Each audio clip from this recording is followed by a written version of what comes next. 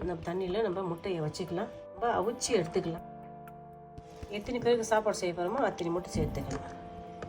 எனக்கு இத்தனை முட்டை தேவைப்படுது இன்றைக்கி. நீங்கள் ஒரு 5லேருந்து 10 வரைக்கும் சேர்த்துக்கலாம். உங்களுக்கு எத்தனை வேணுமோ அத்தனை. நான் இத்தனை முட்டை சேர்த்துக்கிறேன். முட்டையை நம்ம அவிப்போம். கொஞ்சம் கல் உப்பு சேர்த்துக்கலாம். கொஞ்சம் கல் உப்பு சேர்த்துட்டா வச்சுங்களேன், இந்த தோல் உரிக்கக்குள்ளே ஈஸியாக உரிக்கலாம். அதனால் 1 ஸ்பூன் அளவுக்கு கல் உப்பு சேர்த்து நம்ம இதை வேக வச்சு எடுப்போம். இது வேகட்டும். 2 கப்பு அரிசி எடுத்துக்கினா, நீங்கள் எந்த கப்பில் வேணால் எடுத்துக்கலாம். 2 கப்பு அரிசி எடுத்துங்க. அரிசியை நம்ம கழுவி கொண்டு வந்துடலாம்.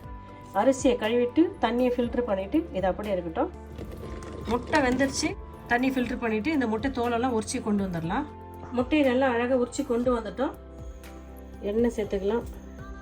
உங்களுக்கு எந்த எண்ணெய் பிடித்தே சேர்த்துக்கலாம். இன்றைக்கி என்ன கடலை எண்ணெய் சேர்த்துக்கிறேன். கொஞ்சம் மஞ்சள் தூள் சேர்த்துக்கலாம்.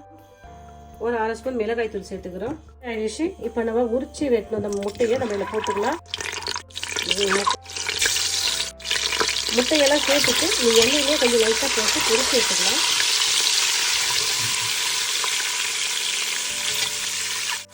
எண்ணெயிலே நிறமான சூட்டில் இந்த முட்டையை நம்ம போட்டு வறட்டு எடுத்துக்கலாம். இப்படி கொஞ்சம் சின்ன அழகாக சீல் போடுவேன். இப்படி போட்டுட்டு ரொம்ப சீல் போட்டால் அது வெள்ளம் மஞ்சள் மொழி வெளியே வந்துடும். அந்த அளவுக்கு இருக்கக்கூடாது. சும்மா எனக்கு லைட்டாக அப்படி போட்டிங்கன்னா அது அந்த காரெல்லாம் உள்ளே இறங்க வேண்டாம். சும்மா அப்படியே லைட்டாக அப்படி போட்டுவிடுங்க. இல்லை போட்டுட்டு லைட்டாக இதை பொரிப்போம்.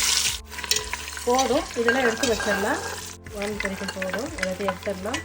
நம்ம பொரிச்சு வச்சுட்டோம். முட்டை அப்படியே தனியாக இருக்கட்டும். இதே எண்ணெயில் நம்ம தாளிச்சிக்க போகிறோம். இந்த பிரியாணி இலை சேர்த்துக்கலாம். மிளகு, ஏலக்காய், கிராம்பு, அன்னாச்சி மொட்டு, பட்டை, சின்ன சீரகம், பெரிய சீரகம் எல்லாம் வச்சுக்கிறோம். இதெல்லாம் போதுமாக எடுத்து வச்சுக்கிறோம். உங்களுக்கு ஏற்ற மாதிரி இதில் அதிகமாக சேர்த்துக்கலாம், கம்மியாக பண்ணிக்கலாம். நான் இதை கொஞ்சம் திட்டமாக இதை சேர்த்துக்கிறேன். நான் இதை போட்டு நம்ம வறுத்துக்கலாம். 2 பெரிய சைஸ் அளவுக்கு வெங்காயத்தை நம்ம சேர்த்துக்கலாம். பெரிய வெங்காயம் 150 கிராம் வெங்காயத்தை நம்ம சேர்த்துக்கிறோம். ஓரளவுக்கு வெங்காயம் வதக்கிட்டோம். இது கூட நம்ம கொஞ்சம் 50 கிராம் அளவுக்கு நெய் சேர்த்துக்கிறோம். 50 கிராம் நெய் சேர்த்து இப்போ வதக்கிக்கலாம். நல்லா வதங்கிடுச்சு. இப்போ நம்ம எல்லாம் பொடியாக நறுக்குன்னா கொத்தமல்லி தழை சேர்த்துக்கிறோம். இதுக்குன்னா புதினா தழை சேர்த்துக்கிறோம். காரத்துக்கு ஏற்ற மாதிரி பச்சை மிளகாய் சேர்த்துக்கிறோம். இது நல்லா அப்படியே வதங்கட்டும். இல்லை ஒரு டேபிள் ஸ்பூன் அளவுக்கு இஞ்சி பூண்டு பேஸ்ட் சேர்த்துக்கிறோம்.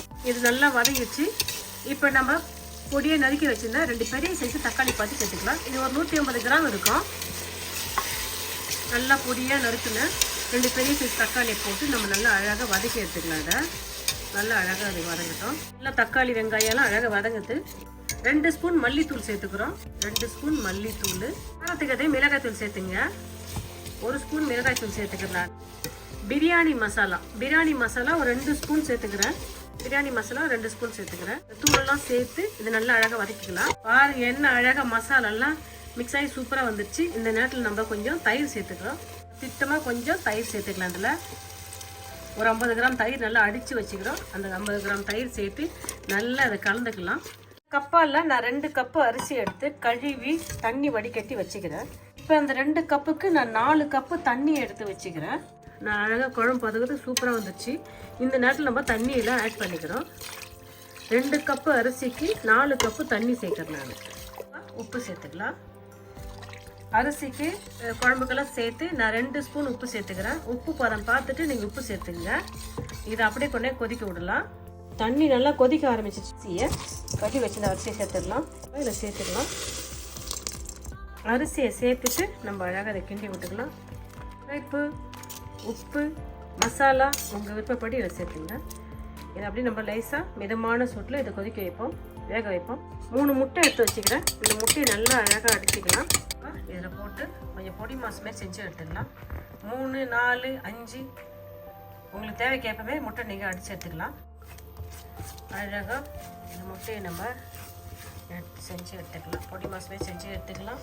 இதை கூட கொஞ்சம் எண்ணெய் ஆட் பண்ணிக்கலாம். இது கூட கொஞ்சம் எண்ணெய் ஆட் பண்ணி இதை அழகாக நம்ம பொரிச்சு எடுத்துக்கலாம். அழகாக எடுத்து போதும். இதை அப்படியே எடுத்துடலாம். அழகாக எடுத்து இதை வச்சிடலாம். பாருங்க அரிசி நல்லா ஒரு 75% வெந்து வந்துச்சு. தண்ணி கொஞ்சம் தான் இருக்குது. ஒரு 75% அரிசி இந்த மசாலாவில் நல்லா குக் ஆகிடுது. வேக வச்சு இந்த முட்டையை பொரிச்சு வச்சிருந்த முட்டையை நம்ம இதில் சேர்த்துக்கணும். சேர்த்துட்டு அழகாக கொஞ்சம் கிண்டி விடுவோம். அப்போ தான் இது உள்ளே இருக்கிற மசாலாலாம் அது உள்ளே இறங்கும். அதனால் இப்போ தான் சேர்க்கணும். ஒரு 75% இது வெந்துட்ட பிறகு சேர்த்துட்டா நல்லாயிருக்கும். முட்டை உடையாது. நம்ம ஏற்கனவே கோடு போட்டுக்கிறோம், அலக்கிற மசாலாவில் இறங்கட்டும். இதை அப்படியே வேக வைப்போம். இங்கே பாருங்கள், பால்லாம் நான் குங்குமப்பூ கலந்து வச்சுக்கிறேன். போதும், தண்ணியெல்லாம் சுண்டிடுச்சு. ரொம்ப நேரம் இதை கொதிக்க வைக்க தேவையில்ல. போதும், தண்ணியெல்லாம் சுண்டிடுச்சு. இப்போ லைட்டாக கிண்டுவோம். முட்டை போட்டு வைக்கிறோம். நம்ம தம் போட்டுடலாமா? குங்குமப்பூ கலந்து வச்சிருந்த பால் மேலே அப்படியே நம்ம ஊற்றிக்கலாம்.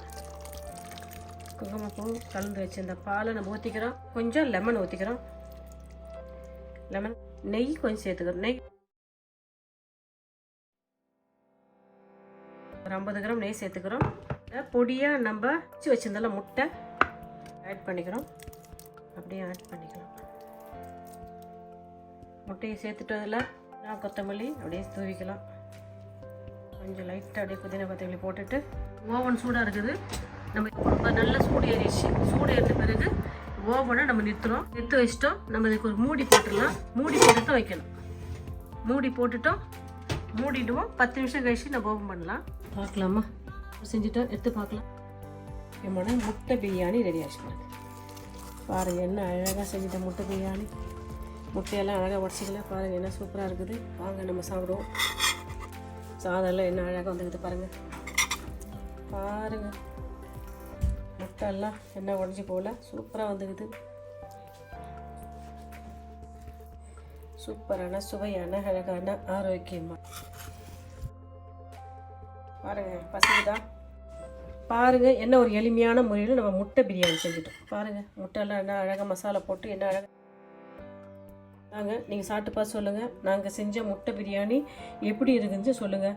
நான் நினைக்கிறேன் இந்த வீடியோ உங்களுக்கு யூஸ்ஃபுல்லாக இருக்கும்னு நினைக்கிறேன். நீங்களும் இதே மெத்தட் செஞ்சு பார்த்துட்டு நான் செஞ்ச அந்த முட்டை பிரியாணி எப்படின்னு சொல்லுங்கள். இந்த வீடியோ உங்களுக்கு பிடிச்சிருந்தா லைக் பண்ணுங்கள். உங்கள் ஃப்ரெண்ட்ஸுக்கும் ஃபேமிலிக்கும் தெரிஞ்சவங்கள்ட்ட சொல்லி எனக்கு சப்ஸ்கிரைப் பண்ண சொல்லுங்கள். உங்களோட ஒவ்வொரு சப்ஸ்கிரைபும் எனக்கு ரொம்ப மதிப்புள்ளதாக இருக்குது. எனக்கு சப்ஸ்கிரைப் பண்ணுங்கப்பா. பை. தேங்க்யூ.